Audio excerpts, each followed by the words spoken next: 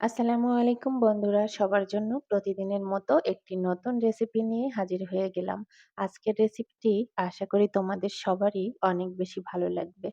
তো রেসিপিটি রান্না করতে করতে আমি আজকে একটা ভাইয়ার কমেন্টের অ্যান্সার করব।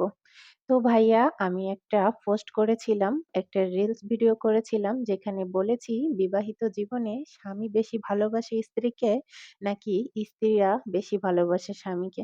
তো আমার দেখা দৃষ্টিতে ভাইয়া, স্ত্রীরাই সারা জীবন সংসারের জন্য বেশি স্যাক্রিফাইস করে থাকে, সারা জীবন কষ্ট করে থাকে।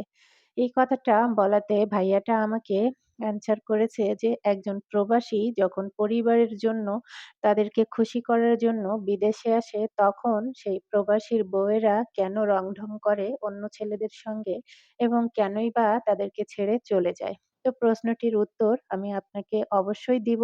আর এজন্য আজকের এই ভিডিও। তো ভাইয়া, আপনাকে আমি বলতে চাই, একজন প্রবাসীরা অনেক কষ্ট করে। প্রবাসী ভাইয়েদের জন্য অনেক, অনেক ভালোবাসা। তারা জীবনের অনেক সুন্দর মুহূর্ত প্রবাস জীবন কাটিয়ে দেয়। তারা সারা জীবন কষ্ট করে।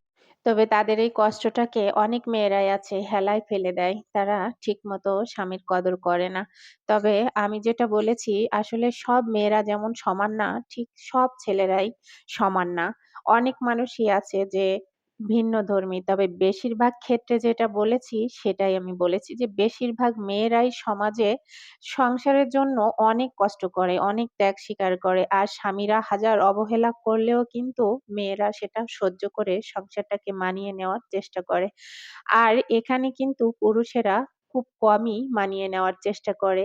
আর মেয়েরা যদি সামান্য অ একটু অনিয়ম করে, তাহলে বেশিরভাগ ক্ষেত্রেই পুরুষেরা কিন্তু মেয়েদেরকে ছেড়ে দেয়, অন্যত্র বিয়ে করে নেয়। কিন্তু মেয়েরা কিন্তু স্বামীরা অসুস্থ হলেও স্বামীদেরকে ছেড়ে যায় না, সন্তানকে ছেড়ে যায় না, অনেক কষ্ট করে। তারপরেও সংসারটা টিকিয়ে রাখার চেষ্টা করে। এটাই বলেছি আমি।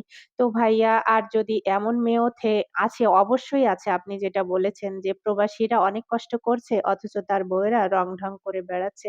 তবে এমন মেয়ের সংখ্যা হয়তোবা খুব কম হবে। আর যদি কোনো মেয়ে ছেড়ে চলেও যায়, তবে আমার মনে হয় সেখানে পারিপার্শ্বিক অবস্থা, তার শ্বশুর-শাশুড়ি, পরিবেশ অথবা স্বামীর ব্যবহারও অনেক অংশে দায়ী থাকে। তো ভাইয়া, অনেক ধন্যবাদ। আপনার কমেন্টের অ্যান্সার আমি শর্টকাটে দেওয়ার চেষ্টা করেছি। আর সেই সাথে রান্নাটাও হয়ে গিয়েছে। এভাবে অবশ্যই ছোট মাছ চচ্চড়ি করে খাবেন। এভাবে চচ্চড়ি করে খেলে কিন্তু খুব মজা লাগে। তো সবাই ভালোবাসা দিয়ে পাশে থাকবেন। সবার ভালোবাসা চাই অবশ্যই। আর কারোর যদি কোনো মতামত থেকে থাকে সেটাও অবশ্যই বলবেন। কমেন্টের রিপ্লাই করার অবশ্যই চেষ্টা করব। সবাই ভালো থাকবেন, সুস্থ থাকবেন। সবাইকে আল্লাহ হাফেজ।